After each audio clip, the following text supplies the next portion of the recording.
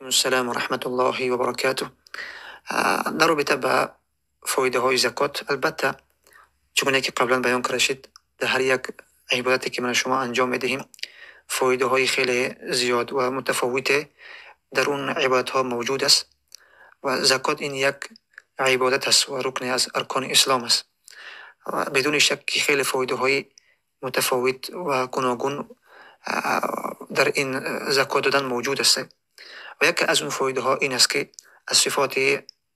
اهل جنت است، چون که الله عز وجل فرمود که و فی اموالهم حق للسائل والمحروم، که در مالهاشون حق است برای کسانی که سوال میکنن و برای کسانی که محروم هستند. و همچنین از فایده های زکات این است که از صفات عموم مؤمن هایی که مستحق رحمت الله عز وجل هستند، چون که الله عز وجل فرمود از صفات مؤمن ها را ذکر میکند که والمؤمنون والمؤمنات بعضهم أولياء بعض، مردان مؤمن و زنان مؤمنه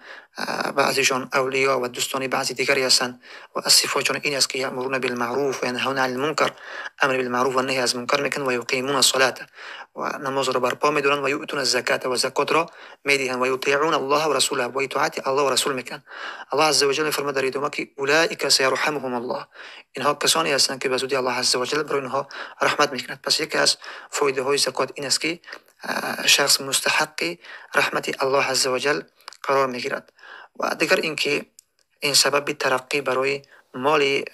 همون شخصی که زکات میدهد است. و همچنین دیگر از فایده های زکات این است که در روز قیامت که روزی خیلی سخت است که 7 طایفه هستند که در زیر سایه الله عز وجل هستند که در اون روزی که هیچ سایه نیست غیر از سایه الله عز وجل و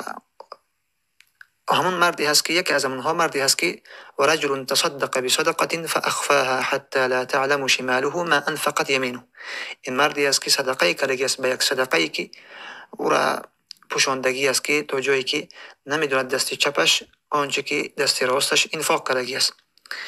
بله، و همچنین از فایده های زکات این است که سبب ترقی و زیاد شدن مال انسان می شود و همچنین سبب باز شدن دروازه های رزق برای کسی که زکات میدهد می شود، چون که حدیث ذکر می شود که ما نقصت صدقه من مال، یعنی هیچ صدقه که چه صدقه نفلی باشد چه صدقه فرضی باشد، این چه زکات باشد چه صدقه نفلی، پیامبر اکرم صلی الله علیه و فرمود که ما نقصت صدقه من مال، یعنی هیچ صدقه کم نمیکند از مال، یعنی از مال هیچ چیز کم نمی شود، برعکس سبب ترقی و زیاد شدن خیر و برکت در مال انسان می شود و همچنین سبب نزول خیر و از فایده های زکات و منع آمدن هلاکت و بلا در مال انسان می شود. این سبب منع شدن از آن چیزی که مال انسان تباه میکنه از بین میبرد سبب منیعتی می شود. این از فایده های زکات است و همچنین از فایده های زکات این است که این دلالت بر صداقت بدن ایمان امو شخصی که زکات میدهد است، دلالت بر صداقت بدن شخصی که مالش را در راه الله عز وجل که الله فرض کردگی است، با وجودی که طبیعتا انسان مالش را دوست می‌دارد، ولیکن این دلالت بر صداقت ایمانداری امو شخص میکند که به خاطر امر الله عز وجل آن چیزی که او را دوست می‌دارد طبیعتا او را می‌برد برای فرمان الله و دستور الله او را می‌دهد. و همچنین از فایده های زکات این است که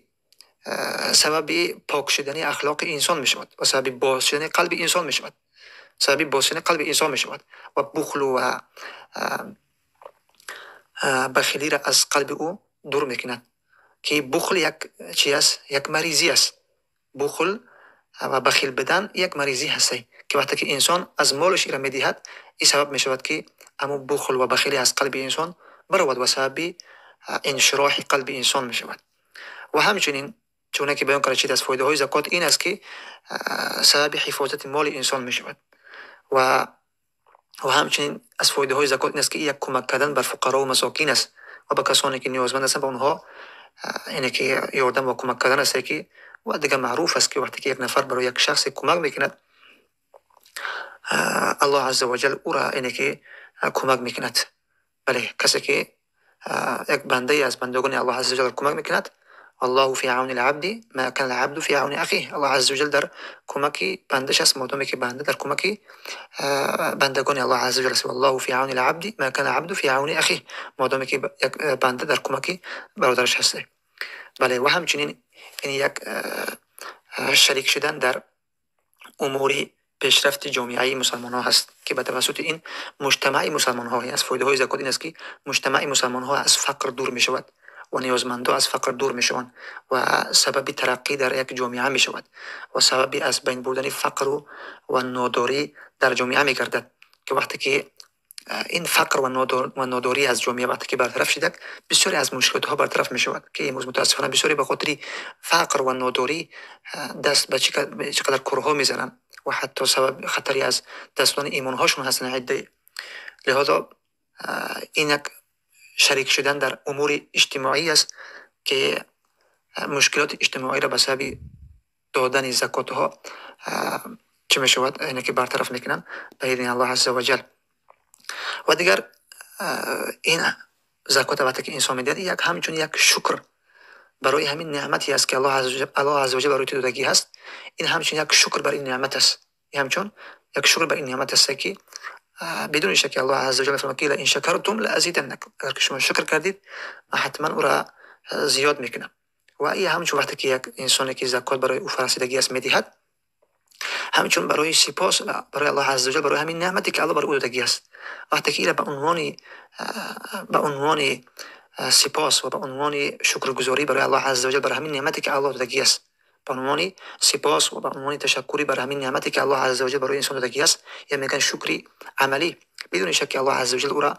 اضافه میکند و الله عز و جل او را زیاد میکند. و دیگر فایده های خیلی زیادی هست در رابطه با همین دادن زکات